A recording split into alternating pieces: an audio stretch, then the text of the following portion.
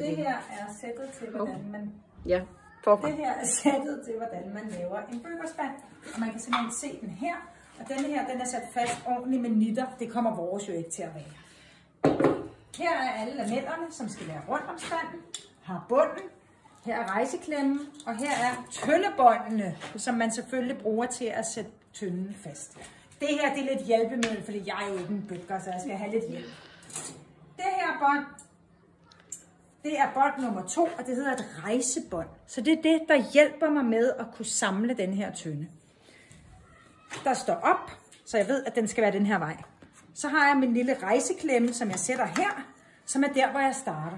Og så har jeg alle de her lameller, som simpelthen har et nummer i enden. 1, 2, 3, 4, 5, 6, 7, op til 13. Jeg stiller den herover. Det her det er også lidt hjælpe til mig. Så tager jeg nummer 1, sætter den her på mit rejsebånd, helt hen til båndet.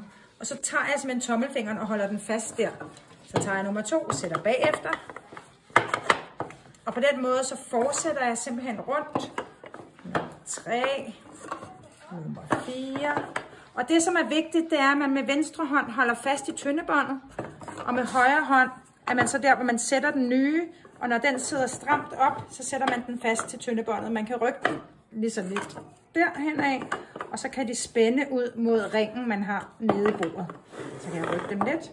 Sådan der. Og en til. Og en til. Rykker. Og en til. Ja. Sådan der. Og sådan der. Og når man så har den sidste, så er det meget godt lige at sikre sig, at de står ordentligt. Og så skal man have den sidste, som skal have plads her. Sådan der. Når man har den sidste på, så gælder det om at få tyndebåndet ned,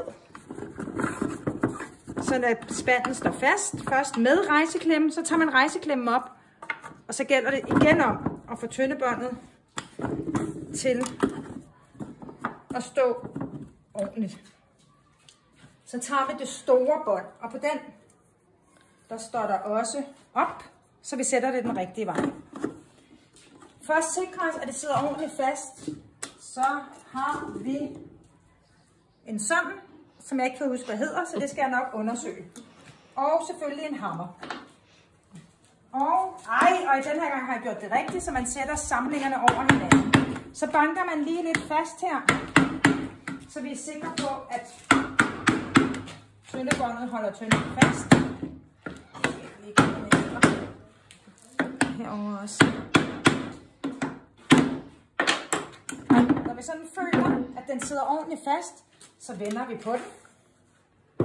Og så skal vi jo have bunden i. For at få bunden i, så kan vi tage rejsebåndet ned. Så tager vi vores bånd og lægger ned i, og så skubber vi til den siger zip, så sidder den simpelthen fast nede i bunden.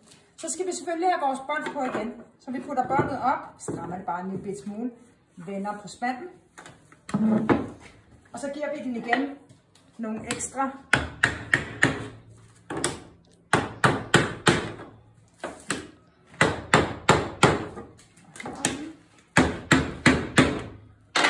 lige mærke på den. Ej, det virker til, at den mærkes okay. Og så skal den selvfølgelig have sin bundrem på også. Og på den står der også op. Så den sætter vi her. Og hvis man skal gøre det rigtigt, det siger bøgerne i Aarhus, så skal de der 3 jo selvfølgelig sidde oven på hinanden.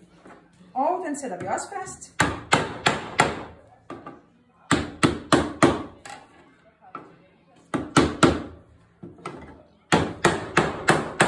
Og der kan vi godt lide, at den kommer ned og er, på samme højde som vores trælameller. Hvis vi føler, men nu sidder den faktisk godt nok, så vender vi den, og så har vi en spand. Flot, Line. Tada! Tada! Ja. Ja. Jamen, det er jo det, dem der er prof, ikke? Ja. Nå, men så er der jo også det der, I kender alle sammen udtrykket at falde i staver. Og det er jo, når spanden ligesom ikke længere spænder op. Det vi kan jo snyde. Så hvis vi nu sætter spanden her, ikke?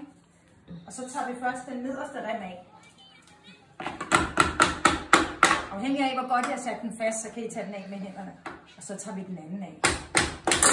Okay? Er I klar alle sammen? Prøv lige at stå der. Så du skal tænke på, når den for eksempel har frosset, eller hvis den er blevet helt indtørret, så de alle sammen trækker sig sammen, så sker der det, at det øverste tyndebånd falder ned. Er I klar? Og så falder spanden i staver. Perfekt. Fedt. Det er vigtigt, når I er klar, at I selvfølgelig sætter alle elementerne tilbage på plads og lægger tingene, så de næste de kan komme til. Ja. Og at I ikke lader gæsterne gøre det, børn gøre det alene. Der skal altid være en voksen med. Yes. Og nu sagde du noget med bødekran i Aarhus, så kan du fortælle, hvor den kommer fra? Ja, det er fordi, at over i den gamle by, der har de simpelthen en bødker ansat, som laver alle deres spande. Og ham har vi været i kontakt med, og han har været spande til os, og så har han udviklet det her sæt. Og I skulle se ham lave det. Han er jo så er der nærmest lavet en spand. Så vi er stadigvæk helt amatører, men jeg synes faktisk, vi gør det okay. Ja. Så har vi jo snakket om, at det her det er noget, man kan lave med børnefamilier, ikke? Eller jo. Institutioner. Så hvad kunne man sådan, hvis du tænker børnehænder, hvad for en del af opgaven vil være nem for dem? Her står der numre på hele vejen hen. Mm-hmm. Så har du en børnefamilie, så er det jo smart at først vise spanden frem. Det er sådan en her, vi skal lave. Og så netop de her nitter, at det sætter vi jo ikke på. Så sætter du spanden over på den anden side, og så sætter du for eksempel hele den her lange en herover, så børnene kan være med til at tage en af gangen. Det kræver lidt noget snille at skulle holde den fast. Så der vil du nok børn fra 8-10 år op, fordi det er svært ligesom at holde. Vi vil gerne sætte den udenfor. Her, du ved, i hakket ude foran smedjen. Og det er lidt lavere, så der er det lidt nemmere for børnene til at komme til. Det er jo også sjovt for børnene at være med til at hamre. Så længe der er en anden, der holder denne her, så kan børnene sagtens, altså det er små børnehamre, være med til, så længe den voksne lige giver den ekstra, så den faktisk sidder fast. Og selvfølgelig være med til at tage de der tyndebånd af til sidst, så hele spanden den falder i staver. Man skal bare passe på, at man ikke får dem ned over fødderne. Ja, og den må ikke stå ubemandet, så man skal være der, fordi at tingene bliver hurtigt væk, ikke? Og hvis vi mangler en dims, så kan vi ikke samle den. Ja, så værn om sættet, det er det eneste, vi har. Lige præcis. Yes. Cool. Skide godt.